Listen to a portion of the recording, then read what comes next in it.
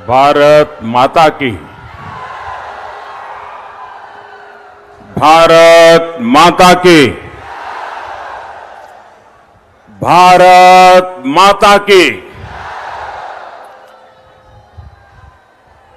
मां खड़गेश्वरी, बाबा मदनेश्वर, बाबा सुंदरनाथ के ई पवित्र भूमि के नमन करे छे।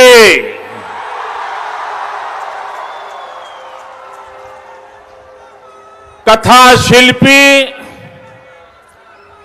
साहित्य शिरोमणि फणीश्वरनाथ रेणु जी के ई पावन भूमि पर अपने सबके अभिनंदन करे छी।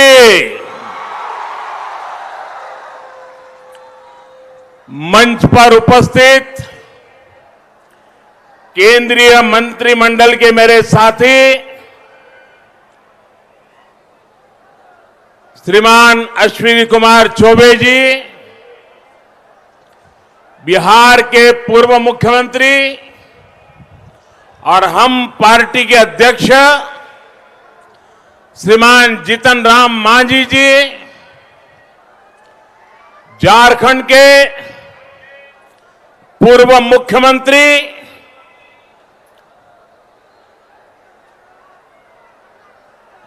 श्रीमान बाबूलाल मरांडी जी, राज्य सरकार में मंत्री डॉक्टर प्रेम कुमार जी, संसद में मेरे साथी श्रीमान राजीव रंजन जी, श्रीमान प्रदीप सिंह जी, एनडीए के सभी प्रतिनिधिगण, सभी वरिष्ठ नेतागण, उम्मीदवारगण और विशाल संख्या में हम सबको आशीर्वाद देने के लिए आए हुए मेरे प्यारे भाई और बहनों,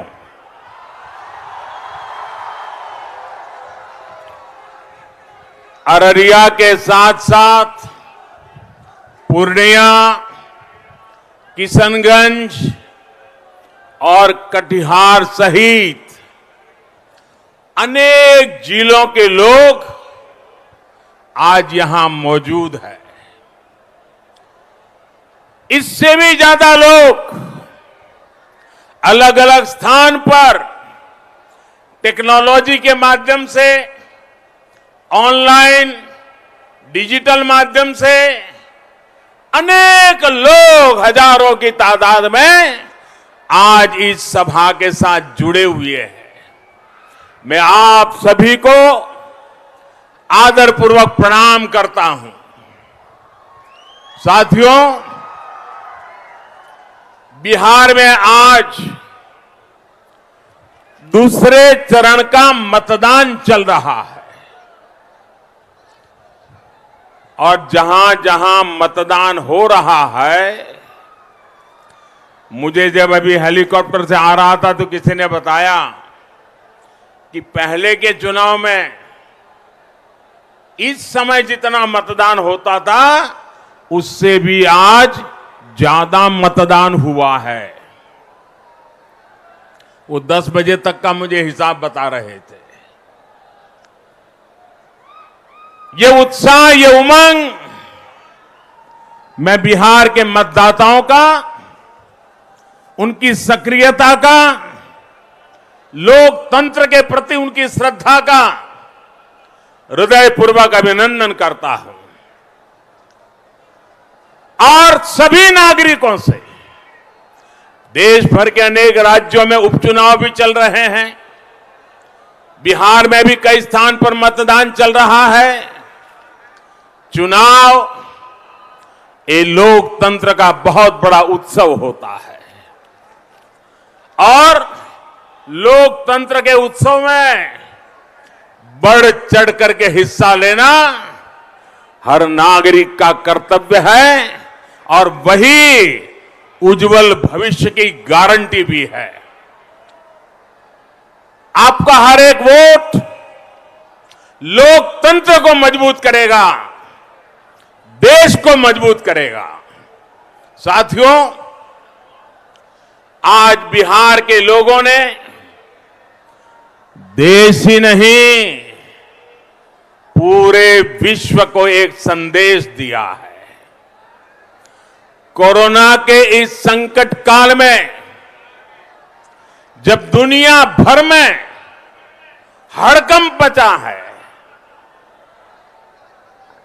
ऐसे में बिहार के लोग अपने घरों से निकल रहे हैं, इतनी बड़ी संख्या में मतदान कर रहे हैं। लोकतंत्र की ये कितनी बड़ी ताकत, लोकतंत्र के प्रति हर बिहारी का कितना बड़ा समर्पण, ये पूरे विश्व के लिए ये सिर्फ मतदान, चुनाव, जीत हार वहां तक सीमित नहीं है। विश्व के सभी थिंक टैंक को, विश्व के सभी थॉट लीडर्स को इस बात का मूल्यांकन करना ही होगा कि भारत के लोगों के जहन में लोकतंत्र कितनी गहराई से बैठा हुआ है कि जब कोरोना के इतने कालखंड में भी वे लोकतंत्र को प्राथमिकता दे रहे हैं। ये पूरी दुनिया के लिए एक भरोसा जगाने वाली घटना है। ऐसे कठिन समय में इतनी तैयारी के साथ, इतनी सारी सावधानियों के साथ चुनाव कराने के लिए मैं हमारे देश के चुनाव आयोग को लाख लाख बधाई देता हूं। देश के चुनाव आयोग ने अपने कौशल्य से, अपने सामर्थ्य से, अपनी दीर्घदृष्टि से, अपने निष्पक्ष भाव से आज पूरे विश्व को अचंभित कर दिया है। और इसलिए आज मैं बिहार, जो कि लोकतंत्र की पहली कुपल जहां से निकली थी, मानव जात को जिस धरती ने लोकतंत्र दिया था, उस धरती से मैं देश के चुनाव आयोग का भी अभिनंदन करता हूं। उसके साथ साथ हमारे जो सुरक्षा बल के लोग हैं, कितने दिनों से खड़े हैं, ये यूनिफॉर्म वर्दीधारी हमारे पुलिस के जवान, हमारे सुरक्षा बलों के, अर्धसैनिक बलों के जवान दिन रात लोकतंत्र की रक्षा के लिए, शांतिपूर्ण मतदान के लिए, शांतिपूर्ण विचार विमर्श के लिए दिन रात जो जुटे हुए हैं, मैं उनका भी आज हृदय से, पूरे बिहार के उन सभी का भी हृदय से अभिनंदन करता हूं। आज मैं बिहार के प्रशासन से जो लोग जुड़े हुए हैं, चुनाव प्रक्रिया को सुनिश्चित करने में जो लोग जुड़े हुए हैं, मैं उन सब छोटे मोटे कर्मचारी का भी, जो लोकतंत्र को सफल बनाने के लिए जी जान जुटे हैं, मैं आज उनका भी हृदय से बहुत बहुत अभिनंदन करता हूं। भाइयों और बहनों, पहले चरण के मतदान के बाद और अभी जो शुरुआती जानकारी मिल रही है, उसके बाद एक बात साफ है, बिहार की जनता ने डंके की चोट पर यह संदेश दे दिया है कि बिहार में फिर एक बार एनडीए की सरकार बनने जा रही है।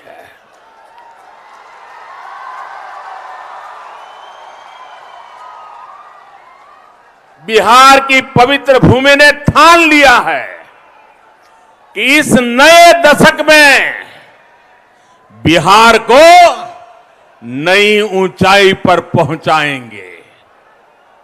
बिहार के लोगों ने जंगल राज को, डबल डबल युवराजों को सिरे से नकार दिया है। बिहार में एक कहावत है और बड़ी सटीक कहावत है। बिहार की उस कहावत में कहा है, सब कुछ खैनी, सब कुछ खैनी, दूगो भुजाना चबैनी। यानी भर पेट भोजन करने के बाद भी खाने वाले की नजर अब भुजा पर है। यही इनकी सोच है। आज एनडीए के विरोध में जो लोग खड़े हैं, वो इतना कुछ खाने पीने के बाद अब फिर से बिहार को लालच भरी नजरों से देख रहे हैं। लेकिन बिहार की जनता जानती है कि कौन बिहार के विकास के लिए प्रतिबद्ध है और कौन अपने परिवार के विकास के लिए।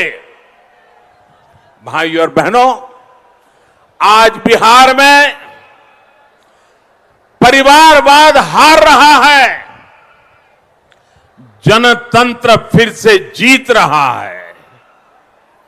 आज बिहार में रंगबाजी और रंगदारी हार रही है, विकास फिर से जीत रहा है।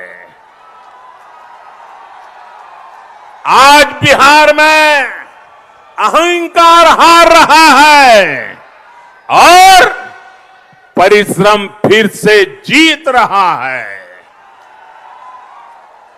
आज बिहार में घोटाला हार रहा है और लोगों का हक फिर से जीत रहा है। आज बिहार में गुंडागर्दी हार रही है, कानून का राज वापस लाने वाले फिर जीत रहे हैं। भाइयों और बहनों, बिहार वो दिन भूल नहीं सकता जब चुनाव को इन लोगों ने मजाक बनाकर रख दिया था। इनके लिए चुनाव का मतलब था चारों तरफ हिंसा, हत्याएं, बूथ कैप्चरिंग। बिहार के गरीबों से इन लोगों ने वोट देने तक का अधिकार भी छीन करके रखा था। गरीबों को घरों में कैद करके उनके नाम से जंगल राज वाले खुद जाकर के वोट दिया करते थे। तब मतदान नहीं होता था, वो तो दिखता था सिर्फ। हकीकत में तो वो दिन थे जब मत छीन लिया जाता था, वोट की लूट होती थी, गरीब के हक की लूट होती थी। बिहार में गरीब को सही मायनों में मतदान का अधिकार एनडीए ने दिया है। आज बिहार में दलित हो, महादलित हो, पिछड़ा हो, अति पिछड़ा हो, वंचित हो, किसी भी वर्ग का हो, किसी को भी मानने वाला हो, उसे अपनी पसंद के उम्मीदवार को चुनने का अधिकार मिला है। आज तो मैं माहौल यहां तक देख रहा हूं, मैं सोशल मीडिया कभी कभी देखता रहता हूं। इन दिनों मैं देख रहा हूं कि बिहार में महिलाएं कह रही है, भाई घर वालों को जो करना है करेंगे, मैं तो मोदी के साथ चलूंगी। बिहार की हर मां, बिहार की हर बेटी आज हम सबको आशीर्वाद दे रही है यही तो लोकतंत्र की अपनी एक ताकत है भाइयों। साथियों, अगर बिहार में पहले जैसे ही हालात होते तो सच मानिए गरीब मां का ये बेटा कभी प्रधानमंत्री नहीं बन पाता, आपका प्रधान सेवक नहीं बन पाता।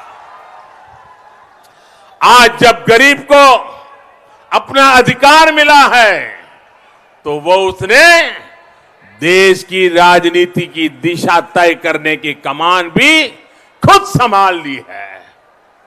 अब वो सिर्फ अपना ही नहीं, देश के भविष्य, देश की आकांक्षा को पूरा करने में ही उतना ही साझेदार है, उतना ही भागीदार है। साथियों, बीते दशक बिहार की आवश्यकताओं को पूरा करने के लिए था और नीतीश बाबू ने, उनकी पूरी टीम ने जी जान लगा करके एक के बाद एक बिहार के लोगों की आवश्यकताओं को पूरा करने के लिए कोई कसर नहीं छोड़ी।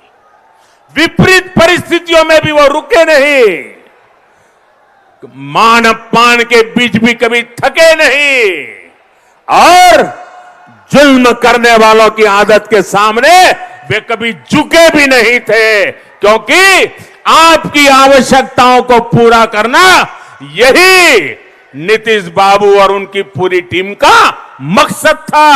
वो उन्होंने करके दिखाया है। वो दशक बिहार के हर नागरिक की आवश्यकताओं को पूरा करने का था और अब ये दशक 2021 से 2030 वाला ये दशक बिहार के आकांक्षाओं को पूरा करने का समय है। इसके लिए दशक है। बीते दशक में बिहार में हर घर में बिजली पहुंची। अब ये दशक बिहार को 2400 घंटे जगमगाने का है। बीते दशक में बिहार में घर घर गैस कनेक्शन पहुंचा। अब ये दशक बिहार के घरों में पाइप से गैस पहुंचाने का है। बीते दशक में बिहार के हर घर में शौचालय की सुविधा पहुंची। अब ये दशक बिहार के हर गरीब को पक्की छत देने का है। बीते दशक में शहर और गांव में सड़कों की स्थिति सुधरी। अब ये दशक नए एयरपोर्ट, नए वाटर पोर्ट देने का है। बीते दशक में जंगल राज के प्रभावों को कम किया गया। अब ये दशक बिहार की नई उड़ान का है, नई संभावनाओं का है। बिहार को जब फिर इस बार डबल इंजन की ताकत मिलेगी तो यहां का विकास पहले से भी तेज गति से होगा। ये मैं आपको विश्वास दिलाने आया हूं।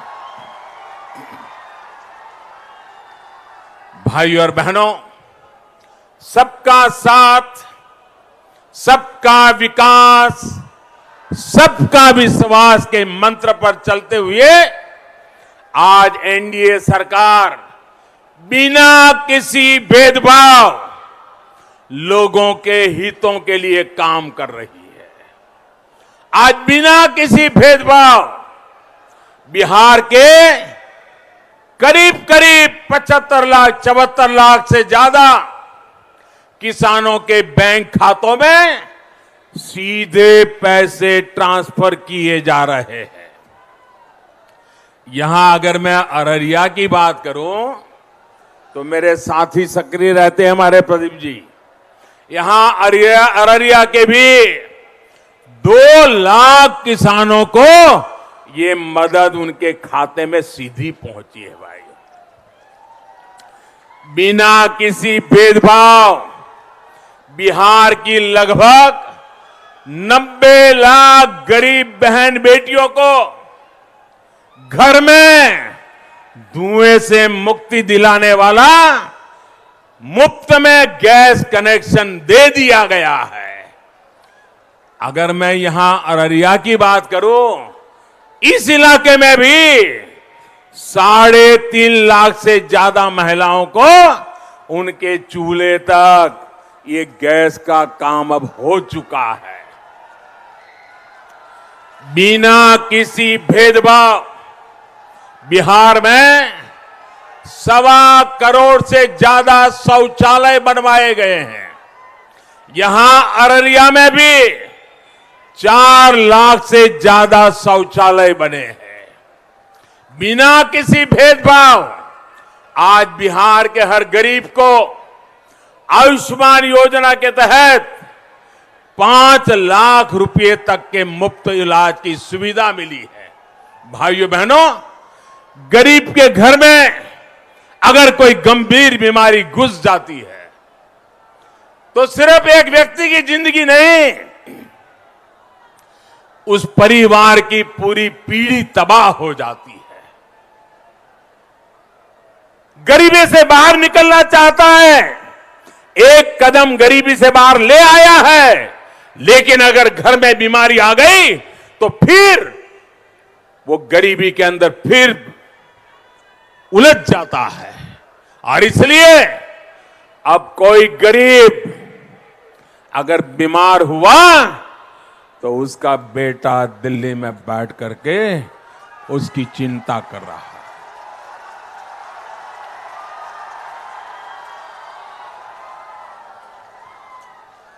मेरा गरीब अब दवाई के बिना, मेरा गरीब अब डॉक्टर के बिना, मेरा गरीब अब अस्पताल के बिना जिंदगी और मौत के बीच जूझता नहीं रहेगा।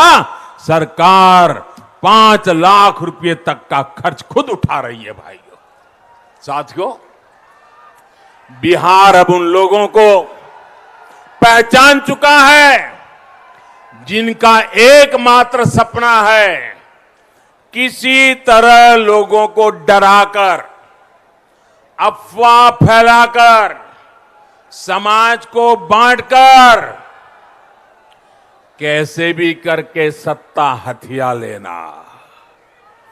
इनकी तो बरसों से यही सोच है। इन्होंने यही देखा है, यही समझा है, यही सीखा है। भाइयों बहनों, हमारे यहां बिहार में कहा जाता है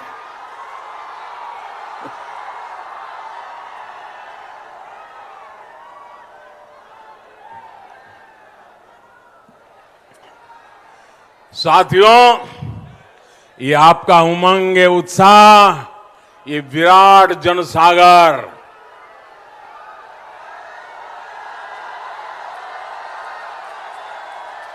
ये अद्भुत नजारा है, ये अद्भुत नजारा।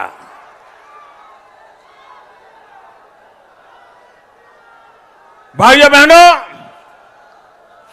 हमारे यहां बिहार में कहा जाता है अनकर धन पाई। बिहार में कहा जाता है अनकर धन पाई त 9 मन तो लाई।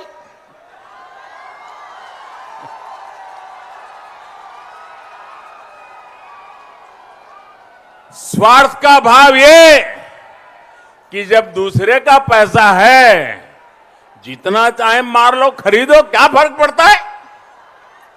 जब जनता का पैसा है तो जितना चाहे लूटो। ये लोग जनता के लिए, आपके लिए काम नहीं कर सकते। लेकिन आज बिहार की जनता, देश की जनता इन सब लोगों की सच्चाई बराबर जान चुकी है। आप देखिए, ऐसे ही झूठ बोल बोल कर कांग्रेस ने देश के लोगों को क्या क्या सपना दे ही दिखाया। याद कीजिए, दशकों पहले की वो दिन उछल उछल करके बोल रहे थे गरीबी हटाएंगे, गरीबी हटाएंगे, गरीबी हटाएंगे। चुनाव आते ही कहते थे किसानों का कर्ज माफ करेंगे, माफ करेंगे। कभी फौजियों को मिलते थे तो कहते थे देखिए वन रैंक वन पेंशन लागू करेंगे, वन रैंक वन पेंशन लागू करेंगे।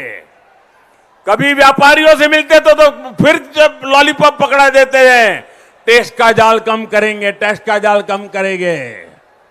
बातें बहुत की, लेकिन भाइयों बहनों इतिहास गवाह है, दस्तावेज मौजूद है, इन्होंने इसमें से एक भी काम नहीं किया। बातें की, गुमराह किया लोगों को, और इसलिए जनता को लंबे अरसे तक मूर्ख नहीं बना सकते हो। देखिए कांग्रेस का हाल क्या हुआ है, कांग्रेस की हालत कैसी करके रखी है जनता ने। आज कांग्रेस की हालत यह है, आज कांग्रेस की हालत यह है कि लोकसभा और राज्यसभा दोनों को मिला दें तो भी कांग्रेस के पास 100 सांसद भी नहीं है, 100 सांसद भी नहीं है। ये हाल जनता ने उनका करके रखा है, और जब भी मौका मिलता है जनता आज भी उनको सजा देती रहती है। और इतना ही नहीं, इस देश के अनेक राज्य ऐसे हैं जिन राज्यों ने कांग्रेस के एक भी बंदे को लोकसभा राज्यसभा तक पहुंचने नहीं दिया। जम्मू कश्मीर देख लीजिए, उत्तराखंड देख लीजिए, राजस्थान देख लीजिए, गुजरात देख लीजिए, आंध्र प्रदेश देख लीजिए, अरुणाचल प्रदेश देख लीजिए। अनेक ऐसे राज्य हैं जहां से कांग्रेस के एक बंदे को भी वहां की जनता ने दिल्ली लोकसभा राज्यसभा में पैर नहीं रखने दिया। आप कल्पना कर सकते हैं देश की जनता इन लोगों से कितनी नाराज है। यूपी, बिहार जैसे राज्यों में आज कांग्रेस तीसरे, चौथे, पांचवें नंबर पर किसी का कुर्ता पकड़ के बचने की कोशिश कर रही है। ये इसलिए हो रहा है क्योंकि इनकी कथनी और करनी में फर्क है। जबकि एनडीए सरकार जो कहती है, और कहती भी वही है जो जनता के लिए जरूरी है, और जो जनता के लिए जरूरी है उसी के लिए जी जान से जुड़ जाती है और करके दिखाती है। साथियों, आज एनडीए की सरकार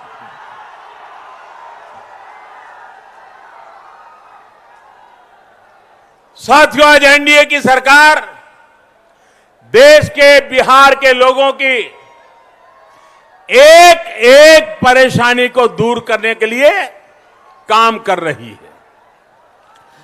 जब सिर पर अपना घर होता है, पक्की छत होती है, तो आत्मविश्वास अपने आप बढ़ जाता है, लोगों की अनेक चिंताएं कम हो जाती है।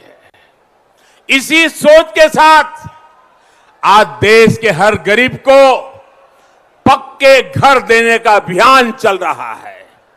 यहां बिहार में भी गरीब परिवारों के लिए 25 लाख से ज्यादा घर बनाना तय किया गया है। इसमें से लगभग 13 लाख गरीब परिवारों को सौंपे जा चुके हैं।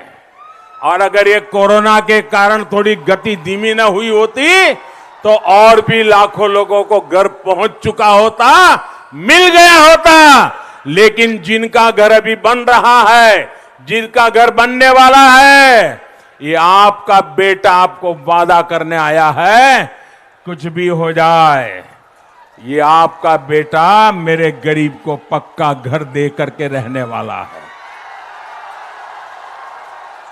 और भाइयों बहनों, जब मैं गरीब को पक्का घर देने के लिए जी जान से जुटा हूं, उसके पीछे इसलिए नहीं कि चलो भाई पक्का घर है तो बारिश में पानी नहीं गिरेगा, पक्का घर है तो चलो भाई मजदूरी करके रात को घर आएंगे तो आराम से सोएंगे, इतना नहीं है साहब। जब किसी माँ बाप को पक्का घर बन जाता है ना, तो उसका भी मन करता है अब बेटी को अच्छा घर मिलेगा, अच्छे घर में बेटी की शादी होगी।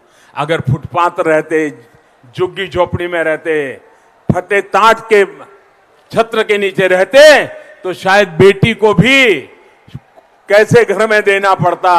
आज गरीब माँ बाप को जब पक्का छत मिला है ना, तो माँ के मन को आनंद होता है कि मैं तो गरीबी में पली, लेकिन अब पक्का घर देख करके मेरी बेटी को भी अच्छा लड़का मिलेगा, अच्छा परिवार मिलेगा, मेरी बेटी सुखी होगी। आप कल्पना कर सकते हो, कुछ लोगों को यह परेशानी है कि मोदी चुनाव जीतता क्यों है। अरे मोदी चुनाव इसलिए जीतता है भाई कि ये माताओं बहनों के, उनकी बेटियों की चिंता दूर करने का काम मोदी करता है। इसलिए माताएं बहनें ये मोदी पर आशीर्वाद देती रहती है, और तब जाकर के ये गरीबों का बेटा गरीबों की सेवा में अपना जीवन खपाता रहता है। यहां अररिया में भी 80,000 गरीबों को प्रधानमंत्री आवास योजना के तहत पक्का घर दिया जा चुका है। जिन लोगों को मैंने पहले ही कहा अभी घर नहीं मिल पाया है, काम चल रहा है, जो भी पैसे होंगे उस पर पहला अधिकार आपका होगा, आपका घर भी जल्द से जल्द बनेगा। और इसके लिए जब नीतीश बाबू दोबारा आ जाएंगे, फिर से तेज गति से काम शुरू हो जाएगा और उन घरों को भी बना दिया जाएगा। भाई और बहनों, गांव देहात के लोगों की एक और बड़ी दिक्कत रही है, घर के मालिकाना हक, जमीन के मालिकाना हक को लेकर। घर तो था, बाप दादा रहते थे, लेकिन पता नहीं था भाई कागज कहां है, कहां पड़ा है, कौन। और कभी अगर कहीं रिश्तेदार के यहां कहीं जाना है 2-4 दिन के लिए, तो भी मन में रहता था कि वापस आएंगे तब घर हमारा बचेगा कि कोई बैठ जाएगा, अंदर घुस जाएगा, कोई कब्जा कर लेगा। कभी अड़ोस पड़ोस के लोग चिल्लाते थे, देखो 2 फुट तुम मेरे यहां घुस गए, तुम्हारा 2 फुट तो जमीन तेरी नहीं मेरी है, 2 गज जमीन मुझे वापस दे दो, और मारकाट हो जाती थी। कोई गांव ऐसा नहीं था जहां ये मुसीबत नहीं थी। भाइयों बहनों, मैं मध्यम वर्ग के व्यक्ति, निम्न मध्यम वर्ग के व्यक्ति, गांव में रहने वाले व्यक्ति, उनकी परेशानी भी समझता हूं, और इसलिए हमने इस परेशानी को दूर करने के लिए भारत सरकार ने एक योजना शुरू की है। इसका नाम है स्वामित्व योजना। इस योजना के तहत गांव के लोगों को घर का, जमीन का प्रॉपर्टी कार्ड दिया जा रहा है, और वो भी टेक्नोलॉजी से। गांव के ऊपर ड्रोन घुमाया जाता है, और ड्रोन से जगह टेक्नोलॉजी से तय की जाती है, गांव वालों के सामने उसको दिखाया जाता है, और वही निर्णय करके टेक्नोलॉजी से फोटो निकाल करके दे दिया जाता है, ये यहां से यहां तक तुम्हारी जमीन है, तुम्हारा घर है, अब तुम उसके मालिक हो। भाइयों, कुछ लोग सोचते हैं टेक्नोलॉजी तो बड़े बड़े लोगों के लिए होती है, मोदी सोचता है टेक्नोलॉजी भी गरीबों को एम्पावर करने के लिए हो सकती है, और मैंने करके दिखाया है। दोस्तों, प्रॉपर्टी कार्ड मिलने से 2 बहुत बड़े फायदे होंगे। एक तो ये कि कोई उनकी जमीन पर, उनकी घर पर अब बुरी नजर नहीं डाल पाएगा, और दूसरा ये कि वो प्रॉपर्टी कार्ड दिखाकर अगर बैंक में जाएगा तो बैंक से उसको कर्ज भी मिल सकता है, आसानी से मिल सकता है और जीवन में बड़े सम्मान से जिंदगी को आगे बढ़ा सकता है। भाइयों बहनों, बिहार में एनडीए सरकार बनने के बाद इस योजना को यहां भी लागू किया जाएगा। साथियों, गरीब की परेशानी, गरीब की दिक्कत को जो समझते हैं वही उनके लिए काम करते हैं। गरीब के माला झप करके मूर्ख बनाने के खेल कहने वाले, अपने महल बनाने वाले, अपने परिवार के दूर दूर के रिश्तेदारों के लिए महल बनाना, चाचा के मामा का बेटा भी, खाओ किसका है माल खाओ,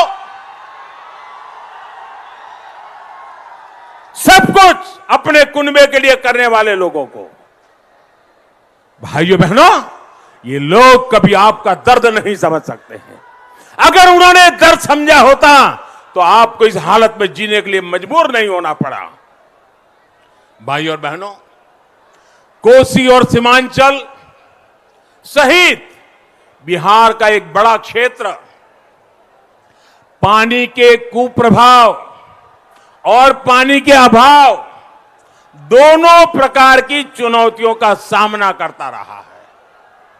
बीते सालों में एनडीए सरकार ने प्रदूषित पानी के प्रभाव और साफ पानी के अभाव दोनों को कम करने के लिए निरंतर काम किया है।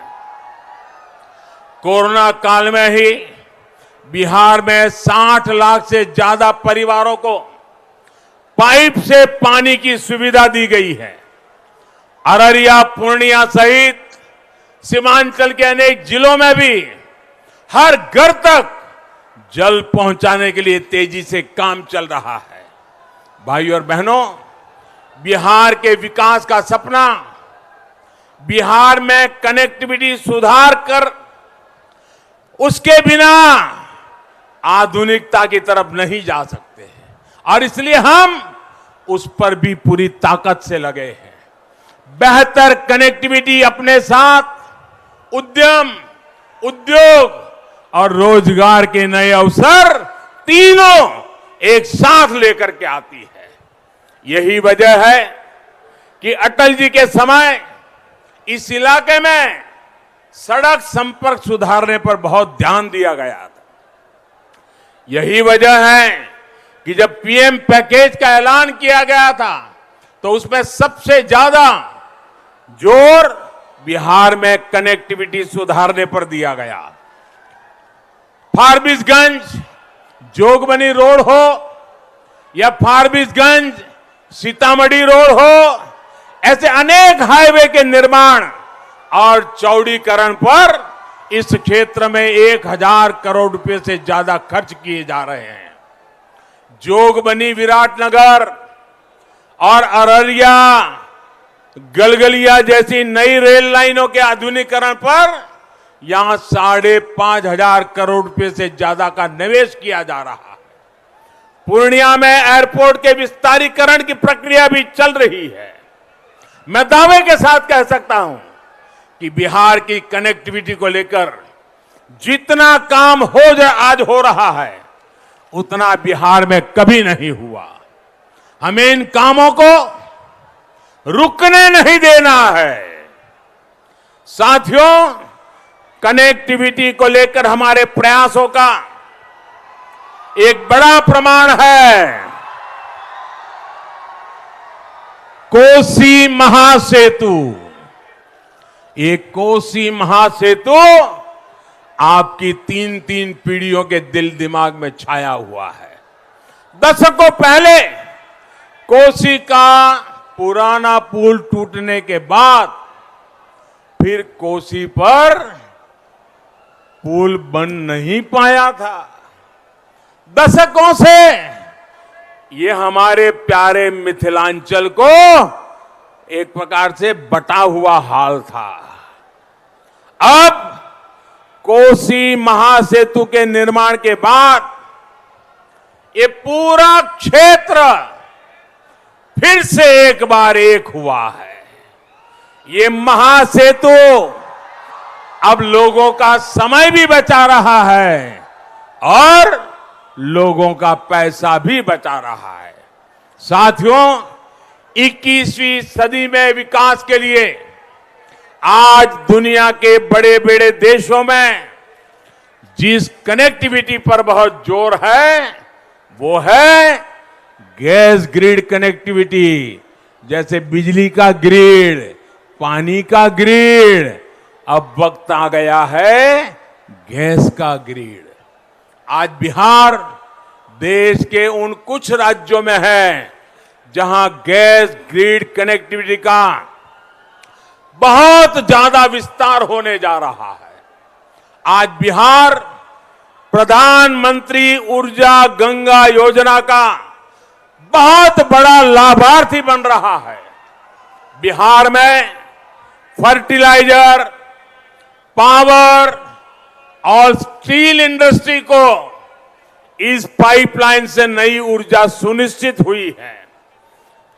पूर्णिया से जलालगढ़, अररिया होते हुए फारबिसगंज तक सस्ती रसोई गैस की पाइपलाइन बिछाने का काम भी आज तेजी से चल रहा है। आप देखिएगा, जब ये काम पूरा होगा तो आपके जीवन में कितनी ज्यादा आसानी आएगी, आपकी रोजमर्रा की दिक्कतें कितनी कम हो जाएगी। साथियों, एक समय था जब बिहार की पहचान बहुत सी नकारात्मक बातों से होने लगी थी। ये पहचान क्या बना दी गई थी? इसके जिम्मेदार कौन थे? चुनाव प्रचार के पहले के दिनों में से इसकी विस्तार से चर्चा कर चुका हूं। मुझे बार बार कहने की जरूरत नहीं है, क्योंकि मुझसे ज्यादा बिहार के लोग पुराने हर हालात को जानते हैं। और सच कहूं तो मुझसे ज्यादा बिहार का एक एक बच्चा दुनिया में कहीं पर भी हो इन बातों को भली भांति जानता था। क्या हाल बना के रखा था बिहार का। अब आज मुझे खुशी है कि बिहार की पहचान बदल रही है। आज आधुनिकता के ऐसे प्रोजेक्ट्स जिनकी पूरी दुनिया में चर्चा हो, बिहार से शुरू हो रहे, बिहार में चल रहे हैं, उसकी चर्चा हो। भाइयों और बहनों, कुछ दिन पहले ही बिहार के हर गांव को ब्रॉडबैंड इंटरनेट से जोड़ने का अभियान की शुरुआत हुई है। इससे बिहार के युवा घर बैठे ही देश और दुनिया में अच्छी पढ़ाई और बिजनेस के अवसरों से जुड़ पाएंगे। हमारी जीविका दीदियों को भी इससे बहुत ज्यादा लाभ होगा। जो वो उत्पाद बनाती हैं, उनकी ऑनलाइन सेल अब और आसान होगी।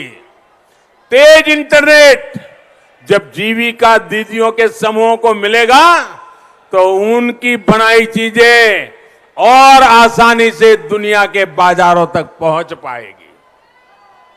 आपके सामने पूर्णिया का अरण्यक एफपीओ एक मिसाल है जो मक्के के कारोबार से जुड़ा है, जिसकी प्रसिद्धि दूर दूर तक हो रही है।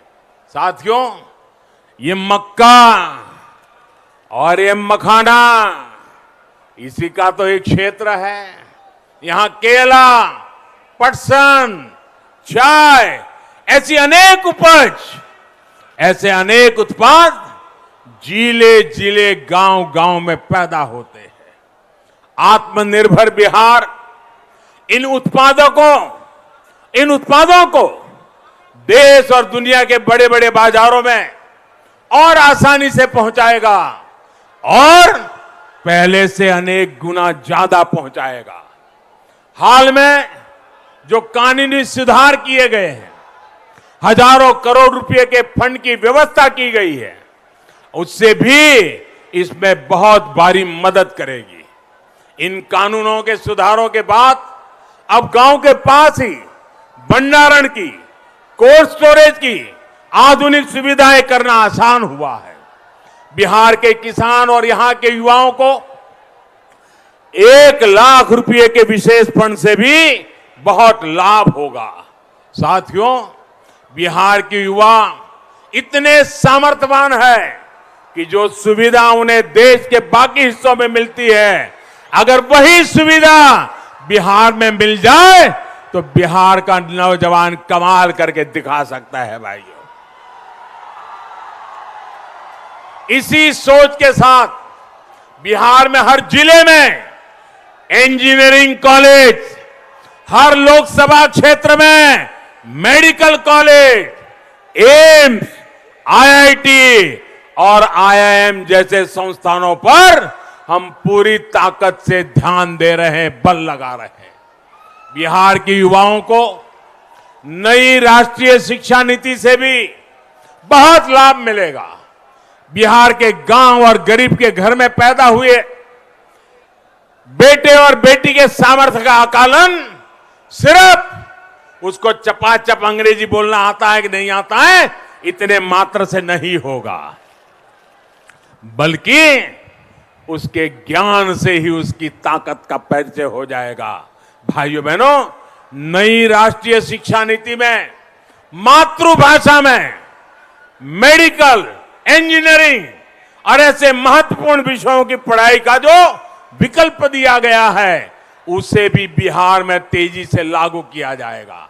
अब गरीब मां का बेटा अंग्रेजी नहीं पढ़ा है, इसलिए डॉक्टर बनने से उसके कोई रोक नहीं सकता है, वो भी अब डॉक्टर बन सकता है।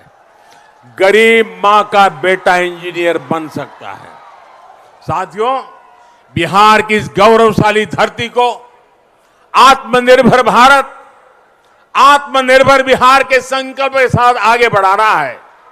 इस संकल्प की सिद्धि सभी की भागीदारी से संभव है, सभी के सक्रिय सहयोग से संभव है। इसी संकल्प के साथ आपको अपना एक एक वोट एनडीए यानी भाजपा, जेडीयू, हम पार्टी और वीआईपी पार्टी के उम्मीदवारों को डालना है। आपका यहां आने के लिए मैं आज ये जुस्सा, ये उत्साह, ये उमंग कभी मैं भूल नहीं सकता हूं। भाइयों बहनों, ये आशीर्वाद मेरे लिए बहुत बड़ी ताकत है, हम सबके लिए बहुत बड़ी ताकत है। मैं आपका जितना धन्यवाद करूं उतना कम है। दोनों हाथ ऊपर करके, दोनों मुट्ठी बंद करके पूरी ताकत से मेरे साथ बोलिए, भारत माता की, भारत माता की, भारत माता की, भारत माता की। बहुत बहुत धन्यवाद।